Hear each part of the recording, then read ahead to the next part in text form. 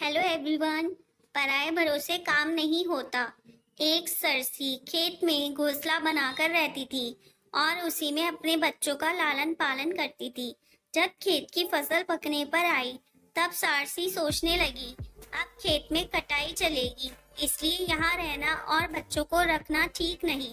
परंतु बच्चों ने अभी तक उड़ना नहीं सीखा, इसलिए उसने और कुछ दिन तक खेत में ठहरना ही आवश्यक समझा और बच्चों से कहा, देखो, मैं रोज ही घोंसले से बाहर जाती हूँ। अब वहाँ खेत में किसान आएंगे और भांति भांति की बात करेंगे। तुम ध्यान से वे बातें सुनना और फिर मुझे सुनाना, जिससे मैं समय रहते तुम्हारी भलाई के लिए ठीक ठीक से कुछ काम कर सकूं।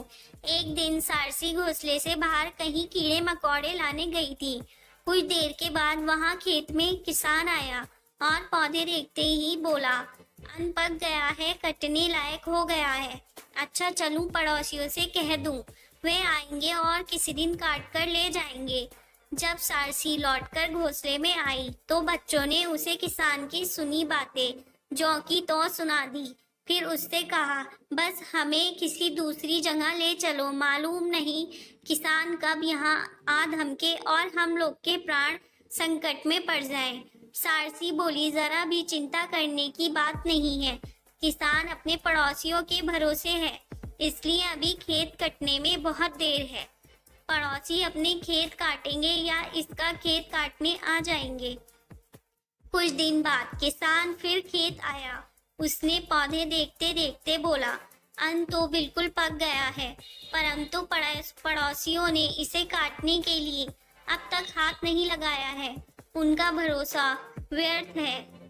अच्छा, चलूं भाइयों से कहकर देखूं, शायद वे आए और इसे काट कर ले जाएं। अब शाम को सारसी घोंसले में वापस आई, तो बच्चों ने उसे किसान की ये बातें भी ज्यों की त्यों सुना दी। फिर उससे कहना शुरू किया, अब तो हम लोग को दूसरी जगह ले चलो।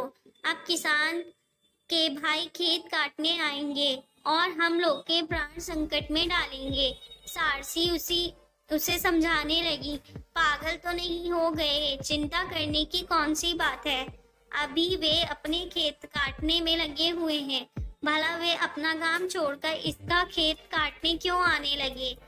2-3 दिन बाद किसान फिर खेत में आया और पीछे देखते ही कह उठा, अब तो अनाज इस तरह पक गया है कि पौधे से टूट टूट कर झड़ने लगा है, परंतु मेरे भाइयों ने इसे काटने के लिए कुछ नहीं किया।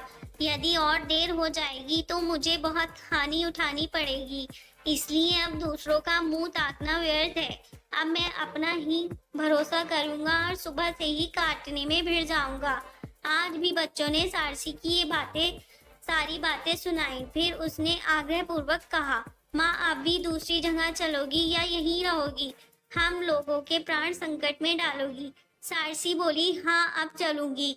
सवेरा होने से पहले ही ये जगह छोड़ दूंगी। अब किसान समझ गया है कि अपना काम पराये भरोसे नहीं होता, इसलिए वह कल अवश्य खेत काटने आएगा।